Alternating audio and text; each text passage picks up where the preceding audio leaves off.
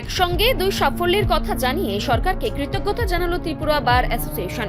একসঙ্গে দুটি গুরুত্বপূর্ণ সাফল্যের কথা তুলে ধরে রাজ্য সরকারকে কৃতজ্ঞতা জানালো ত্রিপুরা বার অ্যাসোসিয়েশন। পশ্চিম জেলা ভোক্তা আদালতের সভাপতি গৌতম সরকার অপসারণ ইস্যুতে আজ এক সাংবাদিক সম্মেলনে নিজেদের অবস্থান স্পষ্ট করেন সংগঠনটি। এদিন বক্তব্য রাখতে গিয়ে ত্রিপুরা বার অ্যাসোসিয়েশনের সভাপতি মৃণাল কান্তি বিশ্বাস বলেন, আইনজীবী সমাজের দীর্ঘদিনের দাবি ও প্রতিবাদের ফলে এই সিদ্ধান্ত বাস্তবায়িত হয়েছে। তিনি জানান, ন্যায় বিচার ও বিচার ব্যবস্থার স্বচ্ছতা রক্ষায় রাজ্য সরকারের এই পদক্ষেপ অত্যন্ত গুরুত্বপূর্ণ। সংগঠনের সম্পাদক কৌশিক ইন্দু জানান, এই সিদ্ধান্ত আইনজীবী সমাজের ঐক্য ও দায়িত্বশীল আন্দোলনের ফল। তিনি সরকারকে ধন্যবাদ জানিয়ে বলেন, ভবিষ্যতেও আইন ও ন্যায় বিচারের প্রশ্নে বারবার অ্যাসোসিয়েশন সদা সতর্ক থাকবে। এদিন আইনজীবী তপন সাহ প্রতিক্রিয়া ব্যক্ত করেন।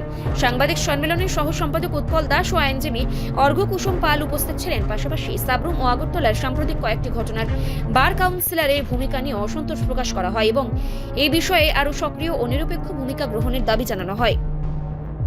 ত্রিপুরা বার অ্যাসোসিয়েশন আশা প্রকাশ করেছে, ভবিষ্যতে আইনজীবী সমাজের ন্যায্য দাবি ও বিচার ব্যবস্থার মর্যাদা রক্ষায় সরকার ও সংশ্লিষ্ট সংস্থাগুলি একইভাবে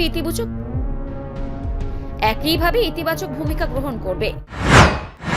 অ্যাকচুয়ালি যে আমরা আন্দোলনটা করেছি, আমরা ত্রিপুরা বার অ্যাসোসিয়েশন, তার আগে আমরা সাবরুমের ব্যাপারটা নিয়ে ত্রিপুরা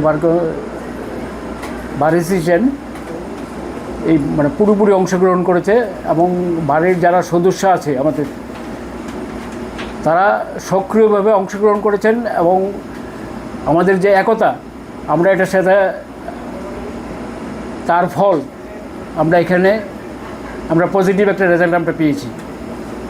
সেটা আমাদের একটা গুড সাইন, আমাদের একটা লক্ষণীয় বিষয় যে আমরা সবাই সংগঠিতভাবে এককভাবে আমরা এটা ফাইট করেছি। আর বার কাউন্সিলে আমাদের এই ব্যাপারে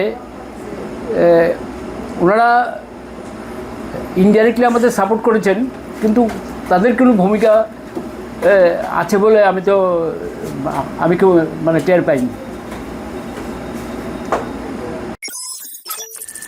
রিপোর্ট সংবাদ প্রতীক্ষা।